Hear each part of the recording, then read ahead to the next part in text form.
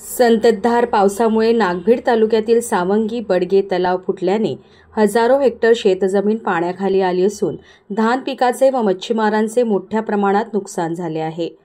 लघु सिंचाई विभाग पंचायत समिती अंतर्गत सावंगी बडगे येथील तलावांचे तुरुम बांधकाम करण्यात आले।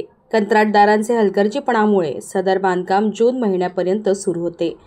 गेली 2 दिवस नागभीड तालुक्यात संततधार पाऊस पडल्याने तलाव तुडुंब भरले व यावर्षीच करण्यात आलेले बांधकाम असल्यामुळे तलावांची पाळ फुटल्याने हजारो हेक्टर शेतजमीन खरखडून वाहून गेल्याने शेतकऱ्यांचे मोठे नुकसान झाले। तर या तलावातील लाखो रुपयांची मच्छी वाहून गेल्याने मच्छीमार संस्थेचेही मोठे नुकसान झाले आहे।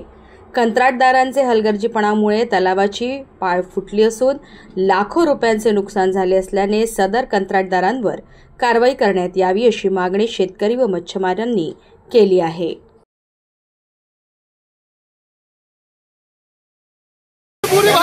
निलंबित करायला इंजिनियर करून घ्यायला पाहिजे। हे काम करताना आले नाही, मी 10 वेळा फोन लावला, पिचिंग करावं लागतंय।